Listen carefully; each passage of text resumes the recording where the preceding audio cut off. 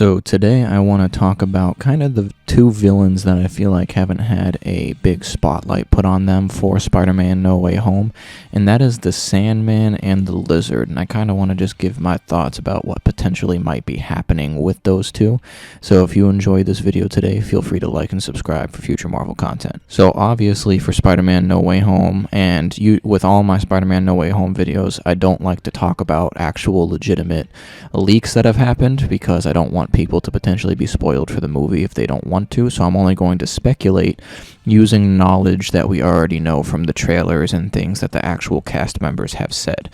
So with that being said, obviously we already have seen 5 villains confirmed for the movie through trailers and stuff, right? And those 5 villains are Green Goblin, Doc Ock, Sandman, Lizard, and Electro, right? But here's my thing that I kind of just realized after a recent interview with Alfred Molina, Willem Dafoe, and Jamie Foxx. I noticed that, in that interview, the actor who played the Lizard and the actor who played Sandman from the original movies, the Tobey Maguire movies and then the Andrew Garfield movies respectively, they didn't show up in that interview. And I understand that Green Goblin and Doc Ock are some of the most iconic movie Spider-Man villains of all time, and Electro is a good Spider-Man villain in the movie, but I don't know if I would necessarily say he's on the same level as Doc Ock and Green Goblin. I would argue that Sandman would be a little more iconic than Electro, so if that's the case, why hasn't the actor for the Lizard and the Sandman have been interviewed like how everybody else has? And I don't think I've personally heard anything from the actor who originally played Lizard or the Sandman at all regarding No Way Home either. So with that being said as well, if you go back and you watch the second actual trailer for Spider-Man No Way Home, we see a good shot of Sandman and the Lizard as well, but we see clearly that the Sandman is in his giant sand form and the Lizard is already full turned into lizard form. So we don't see them in their human forms in the trailer at all. Now, if you ask me, this could mean one of two things. Number one, I think it could possibly mean that these two villains, Sandman and Lizard, maybe won't be from the Tobey Maguire universe or the Andrew Garfield universe. They could just be separate universe variants that we're seeing that are not entirely the same. I would say that's theory number one. Theory number two is potentially that the actors aren't playing them at all because they're completely CGI'd. Like, we only see Sandman in his giant Sandman form or a sand-bodied form. We don't actually see his human form at all.